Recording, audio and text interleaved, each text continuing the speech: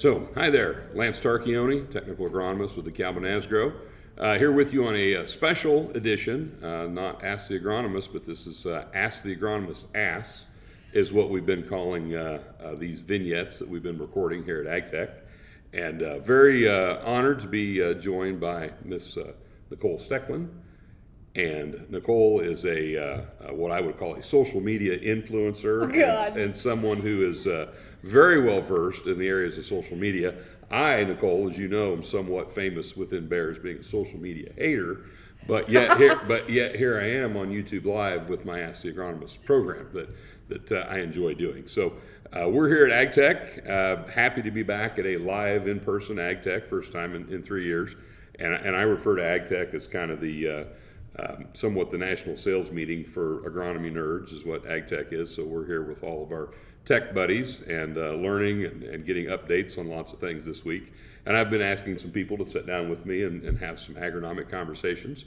So Nicole, I will let you introduce yourself and tell us about yourself and your career and your background and what you do. Yeah, so I am a technical agronomist in Northeast Iowa. Mm-hmm. So I serve kind of all different types of ground. We have very flat and black and square, and then we've got everything where you're, running shanks into bluff rock. Mm-hmm. We've also got a fair amount of livestock in that area.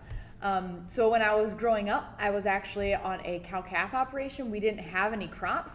It was a Angus cow-calf operation, but I went to... Whereabouts was that? In Wheatland. So okay. It was still in my territory, I guess. But that's Harry's Tire, right, in Wheatland? Yes. Uh-huh. Farm kid myself. Everybody knows Wheatland from Harry's Farm Tire. Mm-hmm. Yeah, that's when I moved north. That's how I would introduce myself and be like, I'm from Wheatland. Like, oh yeah, Harry's Farm Tire. I was like, oh yes, put us on the map. Yep. But I went to school actually I wanted to be a large animal vet. But I was helping my then boyfriend on his farm, running some equipment. Getting my hands dirty with some of the crop stuff. And I took an agronomy class and I kind of fell in love with it. So I got my degree in agronomy. I went and I started doing retail sales while I was getting my master's, and I was cold calling, doing sales, and I met my now husband. Mm-hmm. So, he always wanted to know what the price of Roundup was, and as green as I was, I couldn't tell him, because that was one of the years in 2009 when the Roundup price went really crazy all of a sudden. So that's always kind of an inside joke for us, is what's the pound of Roundup right now. So currently we are living and farming between Cascade and Bernard. Mm-hmm. We are doing cattle, hogs, corn, beans, and raising 4 very energetic farm boys. Awesome. Yeah, I spent 5 years in retail, and then I spent a year and a half at BASF as an innovation specialist. I think they call it something different now, similar to our CBA role. That's what I'm familiar with it being called. So if they've changed the name, they didn't tell me. Yep, and then my dream role, being an agronomist for DeKalb and Asgrow, came up in the place where I lived at because I couldn't move, right? You're married, you're tied to the ground, to the farm. So my dream job came up, and here we are. Awesome. That's cool. So, like a lot of our agronomists, I don't know how many, I've never counted, I've never seen the statistic, but a lot of us are, farmers or involved in the family farming operation. And, that's something that's a passion of mine as well. And whenever I get to sneak away from Bear or they're not paying attention to what I'm doing, I'm farming somewhere. So I also grew up on a grain and livestock farm in west central Illinois. Have a lot of family in Iowa. My dad's family's from the Mount Pleasant area of southeastern Iowa. So I spent a lot of time in that area when I was a kid, family reunions and stuff. So my wife's an Iowa State grad and is always in a better mood as soon as we cross the river. So she actually had big plans of going west. She's animal science, and she was going to go out west and work in the real cattle country. Illinois, there's a lot of cattle, but it's corn farmers with cows. That's not cattle. That's, as my wife always points out to me. And then I met her and messed up her plans, and so she's stuck in Illinois. But so anyway, nice to get to know you a little bit. We have not worked together much. or at all, actually. I followed you by one day at the Field of Dreams last summer. So, Nice. so I was there on normal TA day. I missed Nicole Stecklein day, which was the day before the rest of us were there. So you got like a one whole day where there was like video shoots and you were out on the diamond and doing cool stuff. Oh, and, yeah, yep. and yeah. So and then several of us were there the next day and did the I don't know, like the Yeah, because Holly was there. You yes, guys were in Holly the and gift shop. Holly, yeah. Rachel, me, and shoot, who's the guy from Tennessee? I feel Wes. Thank you. I feel bad, Wes. I'm forgetting your name on YouTube here.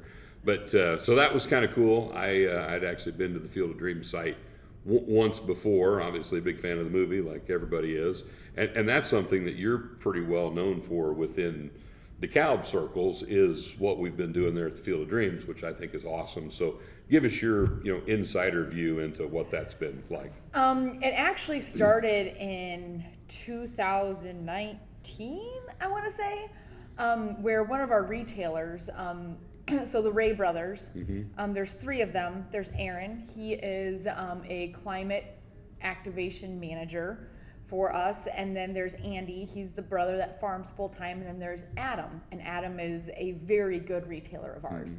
And we've always had a really good relationship with those brothers, and when they realized that there was going to be that game there, Adam kind of came up to me. He's like, "Hey, do you want to have a plot here?" I said, "Sure." So the first year, I mean, it was pretty rough, and was trying some different things. I always have loved like the educational portion of our job and the teaching and the helping the young people and FFA chapters and stuff. So I knew that, this was my opportunity to play around and do whatever I wanted. And so I was able to get some of the short corn, some of the Smart Stacks Pro.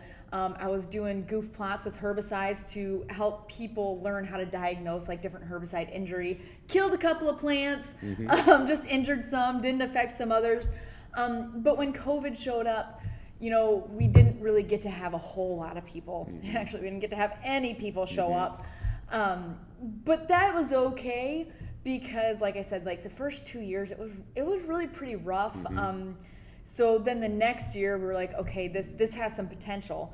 So I had sat down with Adam Ray, and we really plotted out a way to give a full experience and really put some alleyways. So we're going into that field, and ways to have different demos and product demonstrations going in all different directions. And it finally came out in 2021, and this is gonna sound so corny, but like I remember like once I was out there, and I did a lot of the work myself, just because out in the field we're all so spread out. So to ask somebody to drive 2 hours to help me sign something isn't really feasible. But I remember the day that I finally had all my signs up, and it was like the week before, like the big day, and I just looked back, and there were tears in my eyes, because it was beautiful. It was well manicured. That year we were watering, because let's see here, that summer we could not buy a rain. And in Dubuque County, you can go from 98 CSR ground to about 12 in like 100 feet. So there is a sand vein that runs through this plot, and it was going to be a national spotlight, so we had been watering. I was driving, hauling 1,000 gallons of water at a time to water the stuff that you could see from the road and everything. And it was such a labor of love. But when it was finished, it was exactly what I had been wanting for my entire career. And so we got to do that and have like 2 different great big days for our growers, and then a separate one for that one retailer. And it was just perfect. And it was agronomy, it wasn't sales, it was awesome. And that's all before Major League Baseball had started doing anything, right? Well, that was the reason that we decided to do it, was because of Major League coming in, and there was going to be this big spotlight on that location. So it was like, what a fun way to play off of that. And oh, by the way, it's at a really cool location. Right. It was just perfect timing, right people at the right time, and it turned out awesome. Yeah. So that's neat. I think there's just the connection between farming and baseball and that field and the country and what it means to people. And I mean, it's kind of corny, but it's neat, and it's I enjoyed the day we were there. It was nasty rain. It rained like 2 inches that day, and we didn't do anything on the field. Everything we did was in the gift shop. And so they set us up in a little corner of the gift shop, and we're all, at this makeshift sports news desk kind of thing that they had set up, and the gift shop's still open. So there's people walking. So they got lights, cameras, the whole ball of works, and we're sitting there looking all serious, and we're right in the middle of the stuff that we're doing, and these people walk in and, looking around, what's going on over there, wondering if is it okay to talk when we're in here, and it worked out fine. But it was just funny to watch every person that walked through do a double take on what's those weirdos over there in the corner doing. Yeah. So, and what was very interesting about that site, because I was out there weekly, sometimes multiple times a week, but all throughout the season there was just piles of cars. I mean, They say that like on an average summer day there's 400 people.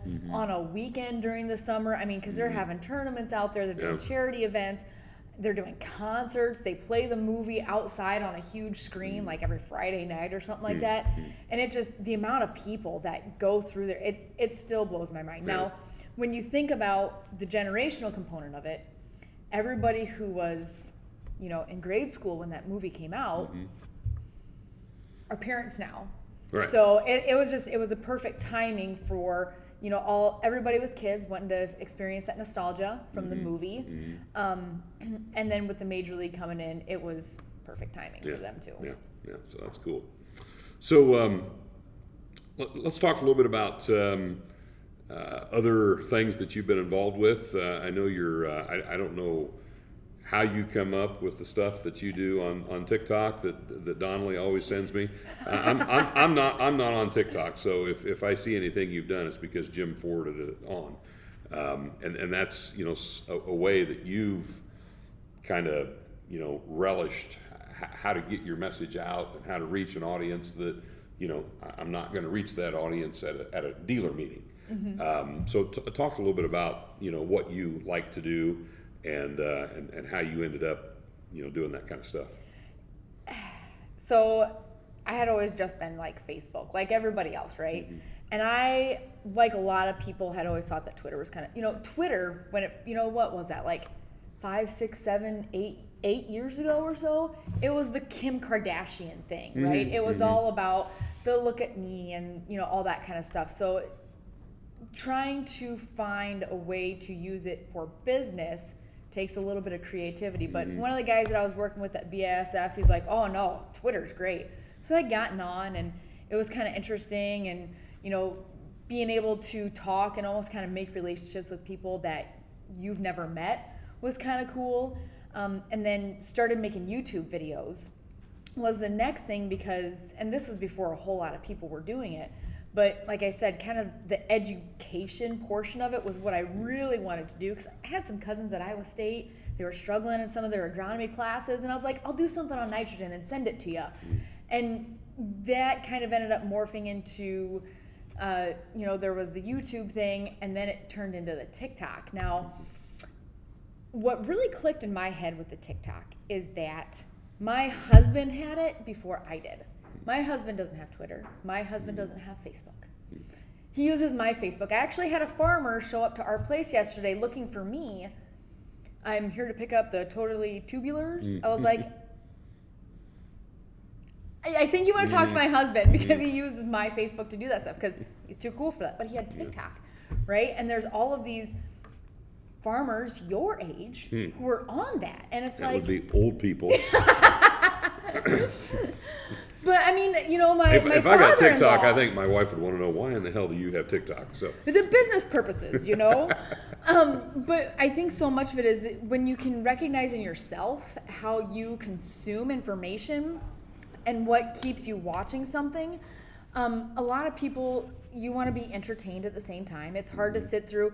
I can do my 8 to 10 minute YouTube videos, and that's great, and there's a lot of information tagged into it. But when you look at the analytics on a longer, drawn out video, you get to about 3 minutes and it drops, where like people just don't make it to the end. And so it's just like, well, we need to tack humor in there. because people want to be entertained, and you need to make it short and concise.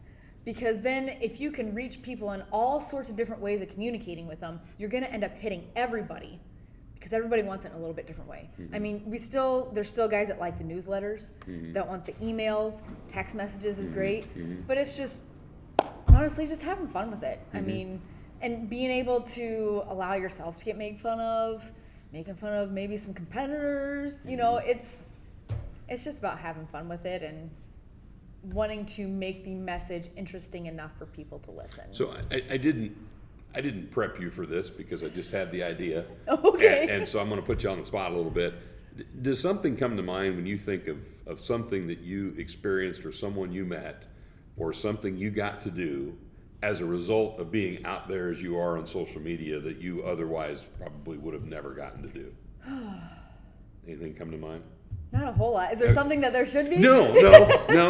I just thought maybe that, you know, some really unique thing and somebody called or reached out to you, or you'd met someone, or just, you know, because you're going to be seen as, you know, a DeKalb agronomist by people that, you know, don't see a lot of DeKalb agronomists, because, you know, you're out there in a space that a lot of us aren't in. And I just wondered if anything came to mind as far as a, you know, unique experience or some opportunity that you had as a result of that. Maybe you wouldn't have anticipated, but it was something cool that happened. Well, and there is a lot of that, since you're making virtual relationships. Like, I've had guys reach out to me on Facebook Messenger, be like, hey, I haven't planted DeKalb anymore, but we really don't have an agronomist that we work with. How do I get your input on our farm? I was like, well, it'd be nice if you had bought some DeKalb, and that resulted in some DeKalb sales, which was nice.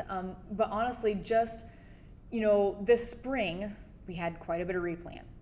And to walk onto a farm of some guys that I have never met before, and it's a gentleman about my age, and then his father, so he's in his 60s, and I walk on the farm, they go, hey, don't I know you? And the fact that all of a sudden I had instant credibility, you know, they instantly felt like they knew me, they knew about my kids. All of a sudden we could get past some of that other stuff and we could get right down to it, because the relationship had already been built. The credibility was already there. And I really think that is the most valuable part about this. You know, I can go to a plot day in the fall, and people that I've never met will know who I am. And it's just that the ability to build a relationship with so many more people that you just can't reach in a face-to-face setting, because we can't be everywhere all the time.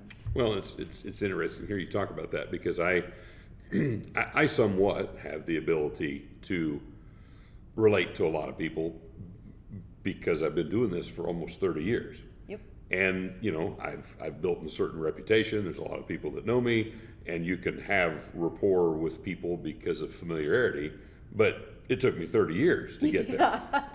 You know, with what you're doing in the social media space, you know, you're, you know, going to do that just almost instantaneous. Yep. And it's, the other thing is the scope, right? Like, I'll get a lot, for some reason there's a big Canada audience, but, you know, I'll have people from Canada asking me questions, or from the West or the Southeast or wherever it is, because you're able to reach such a bigger audience. And even if you can't answer that questions, because I could not tell you how to farm in dryland Kansas, you know, it at least starts that conversation. You can point them in the direction of where they need to go.